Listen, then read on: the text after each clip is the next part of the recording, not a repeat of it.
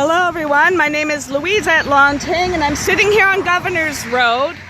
The address of the location is 2457 Governor's Road in Copetown, Ontario. The date today is September the 19th. And what you are witnessing is construction work taking place on the area where Enbridge Line 10 pipeline is going to be relocated. And I have come to this site specifically today to take note of the details of this location and what's taking place here. I contacted the site managers. The fellows you see in that truck there connected me to a man, and I requested specifically to see the CPCN certificate, the water taking permit, and I asked for a list of the engineering people working on this project. I want to get a list of the names and compare it to the list of the Professional Engineers Ontario to see if these engineers are actually certified to work in the province of Ontario. Now, the group currently doing the work at the site is called Energy Group, and as you can see, they are currently working in the hydro corridor, both on this side of the street as well as this side of the street. And in response to this activity, I have called the Hamilton Police. I have called the Hamilton's Mayor's office. I also was in touch with Eco Justice, and I was in touch with the RCMP. Yesterday, I brought a file to the RCMP office in Milton, Ontario, and in that packet I provided, it gives concern with how the water taking permit process was. I saw the water taking application on the Environmental Registry website, and on that website it did not disclose the name of the pipe, and it did not give layman term on the location of where this work would take place. So the complaint I filed with the Ontario's Ombudsman's office was specific to the poor quality of engagement for the public to give a meaningful response in regards to that water taking application. The second thing I did was I filed a complaint with the Hamilton Police Department because I also have documentation to prove that the Ministry of Natural Resources were using techniques to test for Jefferson salamanders in a way that was killing the species.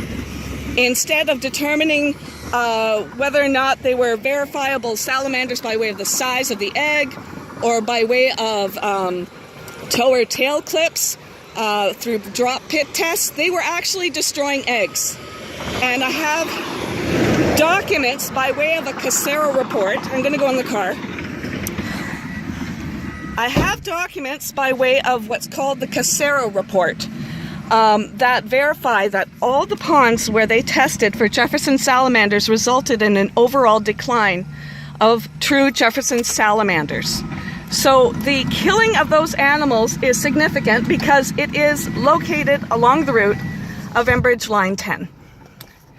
The conservation authorities were part of the panel who determined how to test for Jefferson salamander, and they have a conflict of interest with that particular animal because they are funded in part by firms such as Enbridge and developers and aggregate sectors that do business along the same route as where these animals are located.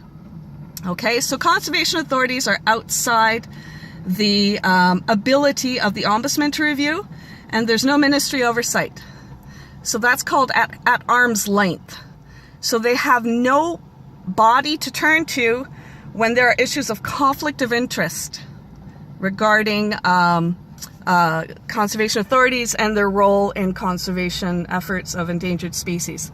So personally, I believe that this issue that you're seeing right now is part of a continued series of odd behaviors that appear to be non-compliant to existing law. In order for this work in front of me to be deemed legal, they have to have the names of the engineers listed on the Professional Engineers Ontario list. Professional Engineers Ontario reviews the certification of the workers to make sure that they are up to date on Canadian law, on provincial law, and the application of them, to make sure that their degrees are actually legal. And what I'm witnessing right now is reluctancy from this engineering firm to disclose who their workers are. I have asked to see the CPCN certificate and they don't have it. I've asked to see the water taking permit and they don't have it. And those documents should be on site regardless. They should always be with the site manager. And what I'm witnessing now is non-compliance to those provisions. So this isn't really a complaint against Enbridge per se. This is actually a complaint about how these engineers are working right now in Ontario. This engineering firm could be a contractor, and they're not working up to snuff, and I want to know why. So the officer I was working with at Milton with the RCMP is Constable John Malini, Maliney. And when I talked to him today, he stated to me, quote unquote, the OPP investigated this. And I asked him how. This is the first time I'm witnessing this. I did not contact the OPP regarding this. Why are you telling me that they have already investigated this? This doesn't make sense. So then he goes and repeats that the OPP already investigated this. And again, I verified I have not contacted them.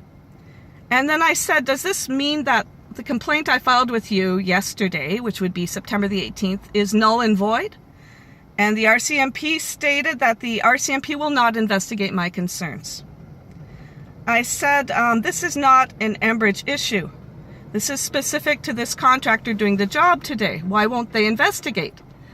And he basically said it's not like a national security risk issue. And I said, you're allowing what could be an uncertified engineer to install a high-pressure oil pipeline, and that's not considered a national security risk? Okay, I told him that. And again, he reiterated that they will not investigate this issue. So I am being blackballed by the RCMP.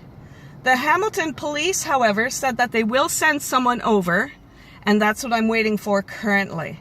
I'm waiting for the Hamilton Police Department to send someone my way. So the next step I'll be doing is contacting the OPP.